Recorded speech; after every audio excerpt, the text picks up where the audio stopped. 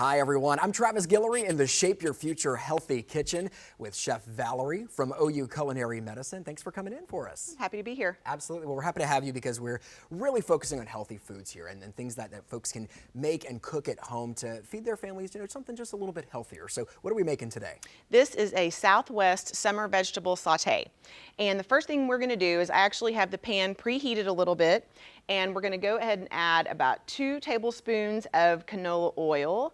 And it's very important to measure the oil because it's highly caloric and you don't want to add any needless calories to your dish. And the second thing that we have are some chopped green chilies. These are fresh green chilies. If you don't happen to have green chilies that are fresh, you can use ones that are canned. I've just chopped these kind of in a rough dice. And it's good because you don't, like you said, you don't have to use something that is super fresh. You can use something in a can. There's substitutes that you can use for this. It's not a specific type. Right, and you just want to be very flexible with your recipes. Just use those as a guide and substitute vegetables that you have so that you're not always feeling like you have to be exact on your recipes. Right.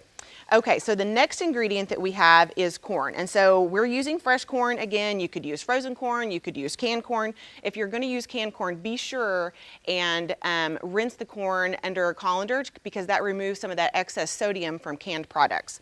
So when you're cutting corn off the cob, if you've never done it before, it can get really messy.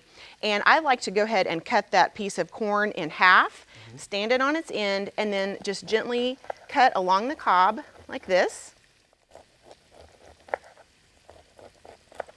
Get all those kernels off. And there's no pieces flying all over your kitchen. Right, it's not too bad. Maybe a couple kernels, but not bad at all. Right. Okay, so once you have these cut off, this is 2 ears of corn total. I did some earlier, and then this is just going to go straight into the pan with a little bit of cumin. I'm going to go ahead and put this into the pan. You can hear that nice sizzle. I know, I love to hear a sizzle. That means something's happening in the kitchen. It's getting exciting. A little caramelization, a lot of flavor there. So we're going to give this a quick stir. And we're going to go ahead and add a ½ teaspoon of salt. And again, salt is something that I don't like to get too tethered to a recipe, but salt is important to measure because you don't want to have too much sodium in your diet. Right. And then this is some ground cumin. You can get this at the grocery store.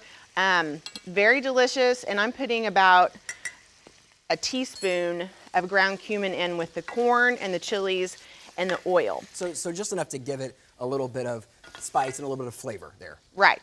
So the next thing that we're going to add is we're going to add this chopped garlic. And I chopped this earlier. You could use garlic powder. You can actually use garlic in a jar. We just want to keep you in the kitchen. Like if you don't like to chop garlic, don't let that be a reason that you decide not to make a recipe. Use some sort of substitute. Yep. Okay. And it comes in a jar for a reason. That's right. And actually, they make some packages that are peeled cloves that all you have to do is crush and chop, and they're ready to go. Yep. And then the last things we add right here. Right. So this is chopped tomatoes and chopped zucchini. And these are going to go right in. And about how long do you let all of that cook there? So altogether, this recipe, without the magic of TV, is going to take about 10 or 11 minutes, something like that. And so this is just going to cook on high until all of the liquid is evaporated and the zucchini has softened just a little bit. Right. And so you just mix all that together, and you could even add a little bit more flavor to it. Right, so once the dish is complete, everything is cooked through, then you could add a little bit of cilantro to the dish. And that's it. So, I mean, really, in just a few minutes, you can have a side dish, or this could even be a main dish, especially if you were to add like black beans in it to give it a little extra protein. You could serve it with some grilled fish or grilled chicken, and you have a complete meal. Absolutely. Well, thank you so much for coming in. We really appreciate it. And from our Shape Your Future Healthy Kitchen, I'm Travis Guillory. Have a great day, everybody.